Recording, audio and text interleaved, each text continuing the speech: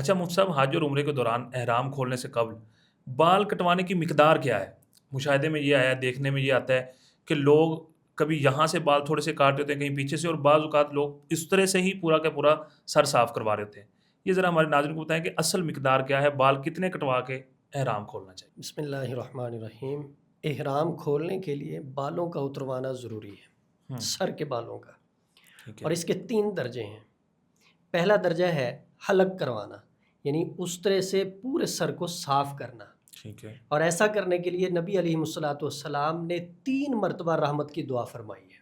ماشاء اللہ۔ اور ہم نے دیکھا ہے کہ اکثر لوگ بالوں کے عشق میں وہ رحمت کی جو دعا نبی علیہ الصلوۃ والسلام نے فرمائی ہے اس دعا سے محروم رہ جاتے ہیں، لمبا لمبا سفر کر کے جاتے ہیں حج عمرہ کی ادائیگی کے لیے، لیکن بالوں کی محبت میں وہ اس دعا سے محروم رہ جاتے ہیں۔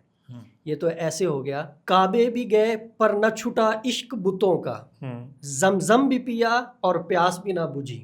اللہ اکبر۔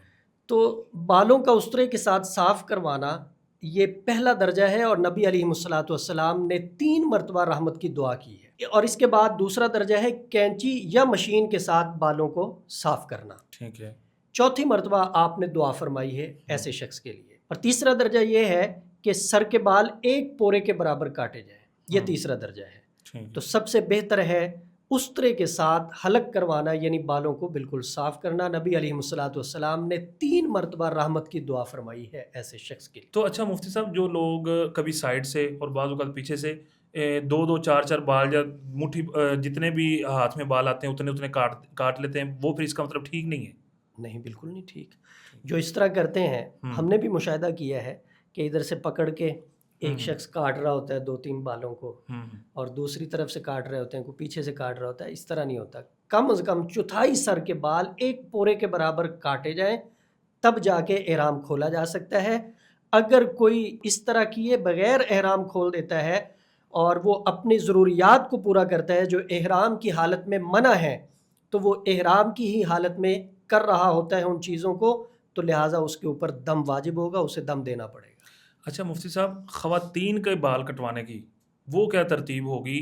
اس میں میرے 2 سوال ہیں۔ ایک تو یہ کہ خواتین کے بال کٹوانے کی کیا ترتیب ہوگی، اور دوسرا یہ کہ ان کے بال کون کاٹے گا؟ خاوند اپنی اہلیہ کے کاٹ سکتا ہے، باپ اپنی بیٹی کے کاٹ سکتا ہے، کیا ترتیب ہوگی؟ خواتین کے لیے یہ ہے کہ وہ اپنے بال برابر کر کے 1 پورے کے برابر کاٹ لیں۔ رہا مسئلہ کاٹے کون، وہ کوئی بھی محرم کاٹ سکتا ہے، باپ بیٹی کے کاٹ سکتا ہے، بیٹی باپ کے بال کاٹ سکتی ہے، بہن بھائی کے کاٹ سکتا ہے، تو اس میں کوئی حرج نہیں، کاٹے جا سکتے۔